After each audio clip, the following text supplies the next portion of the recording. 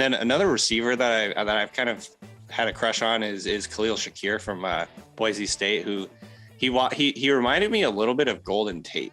He doesn't really look like a receiver. He looks like a running back playing receiver. He's 6 foot, 190. So he's not as thick, I guess, or as gyroscopic balance type guy as Golden Tate was, but he get the ball in his hands. He's going to make things happen. He's very athletic. He's very explosive, sudden. He was incredible producer for them. And also from everything you hear, it's like the Troy Anderson thing. Like he's like the best guy. Like he just works his ass off.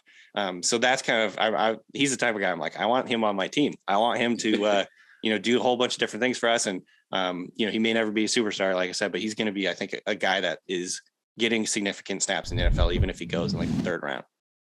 Yeah, I like it. The Patriots are represented at his pro day up at Boise State, and nice. That's when started the same thing. I mean, look, every team goes to virtually every single pro day, but right. The same coach, Ross Douglas, who's going to be working with receivers in some capacity, it seems, this season, bounced around to Penn State, Alabama, Georgia, for those receivers, and was up there with him. And he projects as kind of a slot option. I mean, is he limited enough athletically, and that's why he's, as far as I've seen, kind of third, fourth round, or is it just, look, someone's got to fall when the receiver class is this deep? Yeah, I think it's more the latter, honestly. Okay. There's a chance he goes day 3. He slips into day 3. He kind of reminds me too of Amon-Ra St. Brown a little bit. Like he doesn't have that. He doesn't have that like wow factor of any elite trait. His arms are short, so that's going to be a problem for some teams that just don't want guys that have short arms. I think he has like 29-inch arms, which is like pretty short for a receiver.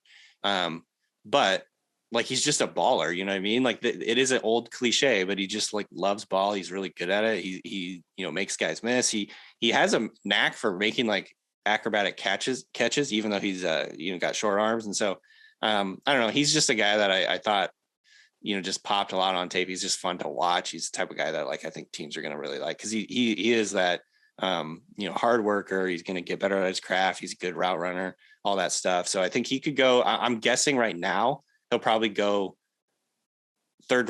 late third round or early fourth. Like he may fall into the fourth, and then you could have a steal on your hands, like Amon-Ra St. Brown type guy. So, but yeah, I do think he is a little bit limited. He's probably not going to be like an outside receiver. He'll probably be a slot guy, but he can get involved in the return game, things like that. So there's a lot you could do with him. I like it because you threaded in another Patriots fit into your 3 draft crushes, which now reminds me of another guy kind of third round. If you got 30 seconds, John Metchie, what have you seen from him? Obviously coming off the ACL, but like that is the most popular receiver mocked to the Pats right now. He's another guy. He's in that Shakir mode where you kind of know what you're going to get. He's not going to wow you in any one certain area. He's not like an elite speed guy or an elite size guy or anything like that, but like he's just good. He's just good at football. He can line up all over the field. I think he can play all 3 different positions, whether it's slot, Z, or X. He has like short area quickness. He has run after the catch ability, which I think is kind of underrated.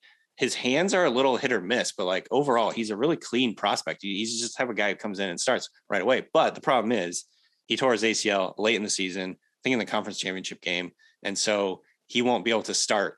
That's like really kind of why I think it's been so quiet on Metchie, is because he tore his ACL. It's not like he's Jameson Williams where you're this blazing speed guy who also tore his ACL. Like sucks for these Alabama receivers. But I do think he's the type of guy who's going to come in and just be like a productive pro. He's just good. Yeah, I think that's a testament too to just the factory Alabama has become for all those first round receivers, where a guy who had over 1,000 yards, 8 touchdowns last year, didn't even play their entire season. Yeah. It's like, third round pick. No one's talking about him. Yeah. Yeah. And a guy, and I brought this up before, that Nick Saban, which it's the easiest thing to do in Patriots media, is like, oh, Bill Belichick loves Alabama players. Sure. But Nick Saban says of John Metchie in particular, he is the epitome of what a wide receiver should be. Like everything. Yeah. And that covers every area of his game, what you need to be good at and things you can't afford to be bad at. So I think John Metchie, I mean, he might even go higher than we think, just based on how quiet things are. Cause it's another indication, right? Like teams are not going to air anything about guys they're interested in. And sometimes not even show up to their pro days or have them in for visits. He's flying under the radar. I have heard that he's a second round player. I think the NFL likes him more than sort of the national narrative is talking about him right now, but I've heard he's going in the second round. He could fall a little bit because this is a really deep class. And he may end up in the third round, but I doubt he's going to get, I doubt he's going to get out of the third round. Like I comped him to Sterling Shepard. He's a guy who's like, I like that, really good, and makes the most of his opportunities. He's just like a solid player, but no one's getting too excited about it kind of deal, so he's just a solid pro. I think that's what he's going to be. He also has like an interesting background. He was born in Taiwan. He lived in Ghana, and then he immigrated to Canada. He moved to the US to play football. He's got like an interesting, like diverse background in terms of like where he's lived in the world. And I just think he's an interesting guy. His bio is basically someone played Mad Libs and was staring at a map while they did it. And we're like, oh yeah, well, he's all over there. Yeah. He's definitely all over the map. So, and then he actually moved from Maryland, I think, to New Jersey in high school too. So he's like, he's just all over the place.